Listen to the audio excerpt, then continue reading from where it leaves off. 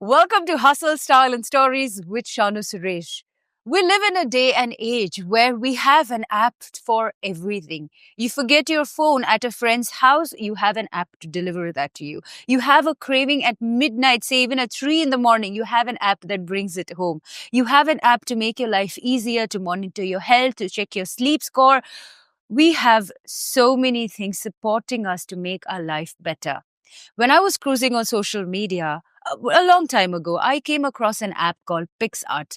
I was fascinated by it because of the kind of graphics you can create, the cool edits you can make. In fact, it helped me as a creator make my social media pictures and content a lot better.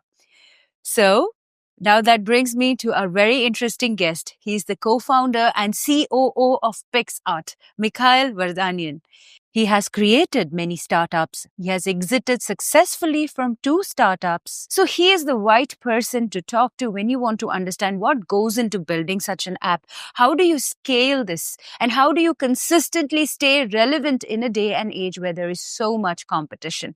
Let's talk to Mikhail on Hustle, Style and Stories with Shanu Suresh.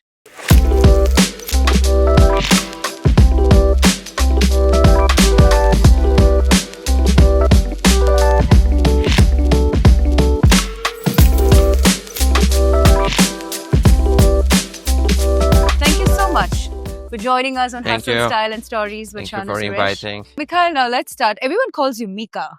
Yeah, Okay, so let's call you Mika now. keep it simple. Yes, very simple. All right. So tell us how your journey began. Yeah, we started in 2011. Mm-hmm.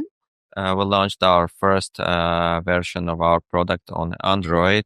But before that, we have tried a lot of different things. We built around 300 different apps on the Android marketplace, in different social networks. Out of all of those experiments, we figured out what worked, what didn't work, and what we need to double down on. That's how Picsart ramped up and started from. And then since then, we just keep introducing a new and cool stuff for our users. So it was basic photo editing product. Then we introduced video editing. We introduced community elements. We introduced larger set of content. And now since several years is Gen AI, but even before that, we have been also in AI, non-Gen AI, which also was helping us to solve and bring more creativity to our users. I was excited to have you as a guest with us because I've been a Picsart user myself. And I stumbled upon the app and I was like, my God, this app is so cool because I was particularly drawn to the fact that you can add these cool graphics when you want to create posters and stuff. So there were these, I specifically remember this particular edit. There was this crushed out butterfly effect, Okay, yeah. which I thought was really, really pretty and made for great posters for reels and covers. So was this always what you wanted to do? Yeah, it's from the first day, it was mostly targeted toward the consumers with fun use cases to make fun with your friends, Mm-hmm. to make fun when you have some time to spend on creativity. So it was built with that idea, and up until now, we try to keep this fun element.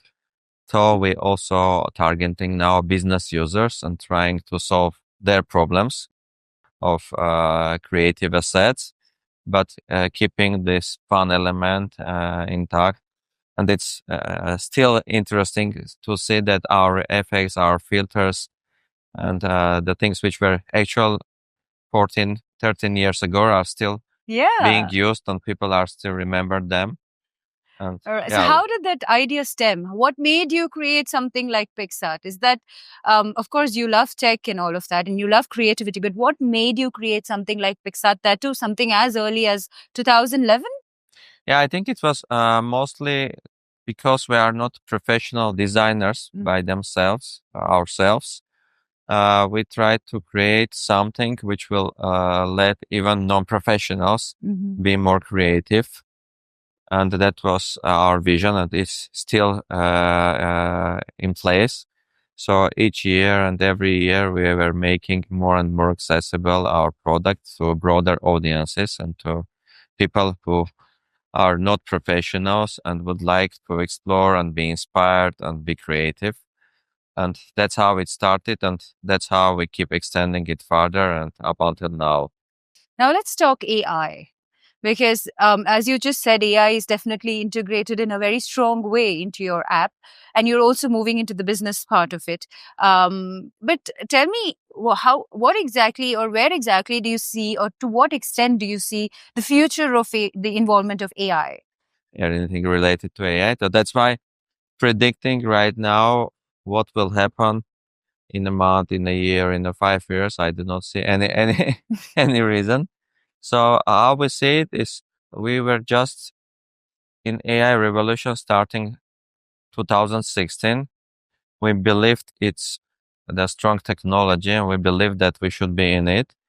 What form it will be in several years, You do we not. didn't think too much, but we knew that it helped to be much more efficient. And that's why we have been introducing some features and products based on AI, which otherwise is really hard to solve with any other technologies. Problems which was previously are non-resolvable at all, or was very complex to solve with the existing technologies.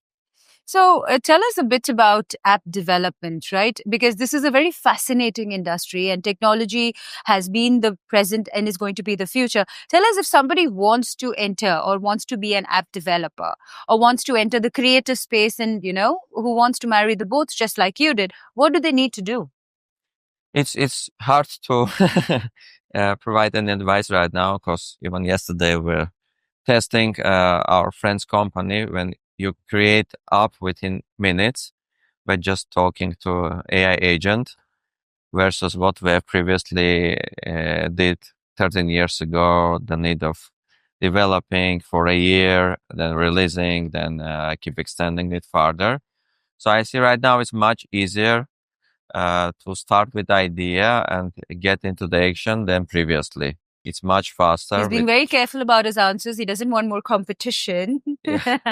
No, I mean, there's I'm kidding. no competition anymore in building up by itself, or even there is no competition anymore in AI tools or AI models because it's all commoditized and we see it every day. For us, we say that it's not about up, it's by what you are solving and how well and fast you solve it for certain segment of users. So that's what every app developer and every product developer should think about right now, how to get into and solve some problem fast enough so you are either first or second or maximum third in the market. Mm. Otherwise, someone will outcompete you very Very fast as soon. well. Yeah. It's it's a creative app. I won't call it a photo editing or a video editing. Let's call it a specifically creative app. What were some of the highest usages that you've seen with consumers on the app, or a general trend that you've observed? Yeah, we call it creative platform because it's a combination of many Both. products within a single platform. And that's why there were at different points of time, different trends, different usage patterns. So some user segments have been using our effects for a long time. And you also mentioned one of those and still are doing that. Some segment is using to like retouch their face, retouch and fix some Do stuff. you see a growing trend there?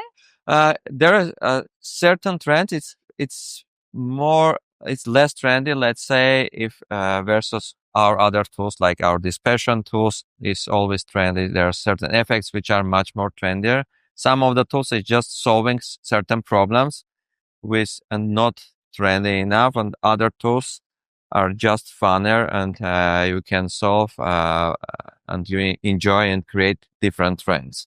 Do you feel the pressure to keep changing the face of the app? It's sometimes it's just refinement. It's basically not fixing or not changing. That's also important to understand is how to utilize creativity in order to bring it to your personality as well. So that's what we call retouching, and it's not changing anything, and it's not changing you by itself. So all what we do and all the products we have been building have been always built the way that it's more about creativity than anything else. So all the products starting for effects, starting from then any retouch, AI tools, and everything we have right now, it's all about creativity on the first place. So now let's say that we've built an app like that. And what is the next step to bringing it onto the global stage?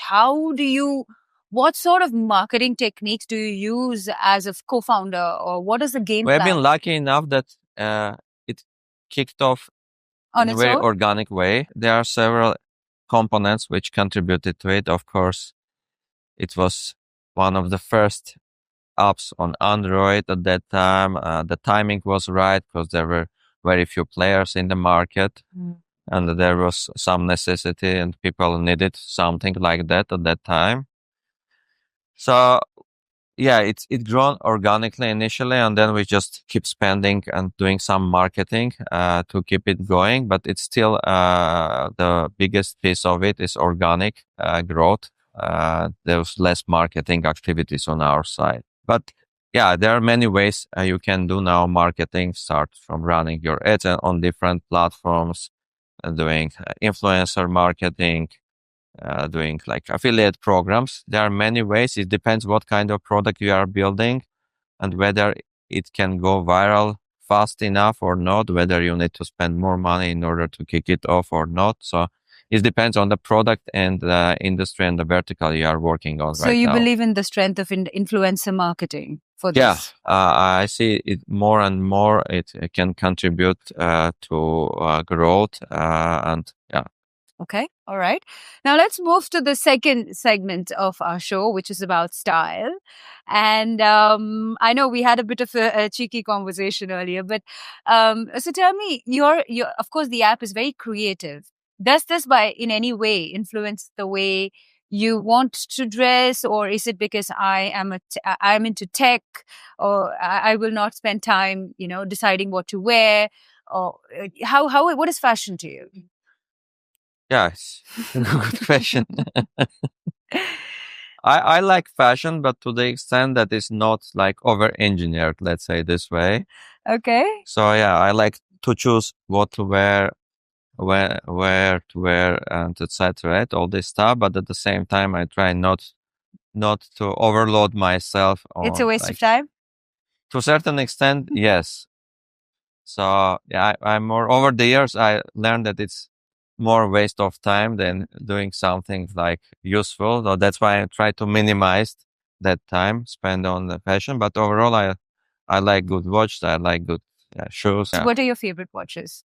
Oh, I've many You of have a them. Yeah. collection? Oh, so Yeah. you're a watch connoisseur. Yes. What were some moments that made you extremely happy throughout your career? Not just with Picsart, but Yeah. I do say that it's not that. I do say that throughout your life there are milestones. Mhm. So it's not about that there is a certain milestone that makes you super happy. Maybe the only milestones similar to that is like when you have your kids and when you have the birth of your babies. So that's, I think, it's a personal milestone. yeah. And then there are certain milestones along your career, along your lifetime, which you hit. It's fine. You dream, you get there. But as long as you hit, it's just another milestone and you start already thinking about the next milestone. So I do see that it's a set of milestones which are important, and it's all about journey throughout your life to hit those milestones. Keep continue doing what you like, what you love, and just do like Okay, that. so now let's move on to the last and final part, which is called the rapid fire section. And Okay, that should it's be fun. yes, it's very easy. It's very relevant to you. And all right, so a startup entrepreneur in the creative tech space that you admire, Startup, or an entrepreneur, entrepreneur, established startup doesn't matter. Steve Jobs, Okay, someone alive. when alive, Elon Musk. Okay, all right. The most unexpected challenge you faced as a CEO, a COO. All the challenge were mostly unexpected initially. So there are so many strange questions people and employees usually can ask that. Yeah. Can you name? Oh. Because I'm sure at your time, this was a rather new concept. And I think the most unexpected challenge initially when we were scaling our startup to scale up was learning that adding more people doesn't mean you will add to your efficiency, and it's vice okay. versa, like decreasing your efficiency and slowing you down significantly. What's a common misconception that people have about AI in design? That AI probably is always right, which is not the Yeah, case. right. It's utilizes the data right to be trained, and there is a lot of noise Discrepancies, and yeah. mistakes in Mistakes. all of this data is trained on. So you shouldn't purely rely on AI because there can be a lot of mistakes, and because of that you can get into the trouble. Okay. If you had to describe yourself in 3 words, what would they be? Just three Yeah. or one. Three. I'm positive person and optimism, like not sure if second or it's It's combined. combined. I like speed, so I like to do things fast, even if it means there are more mistakes, but I like to make more mistakes faster and then fix them than moving slow and make the same mistakes and fix them slower. And I like talking to people. I like social link, and that's why I'm social person. A slightly longer question, but with the next 10 seconds or 20 seconds, say I'm giving you you are given a chance to pitch, which you have already obviously done, an elevator pitch for Picsart.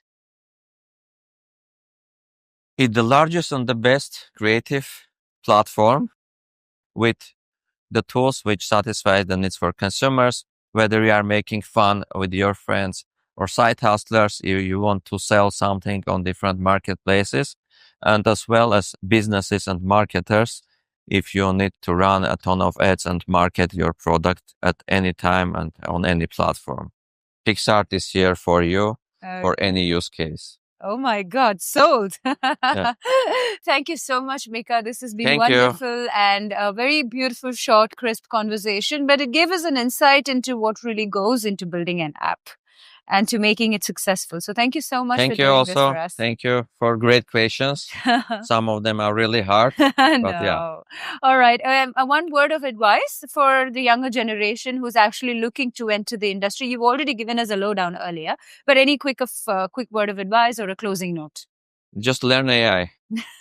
That's the only advice I can give right now, because if you learn it and then you come up with any ideas, then you can implement it really fast. Perfect. I love that. Thank you very much. Keep watching Hustle, Style, and Stories with Shanu Suresh.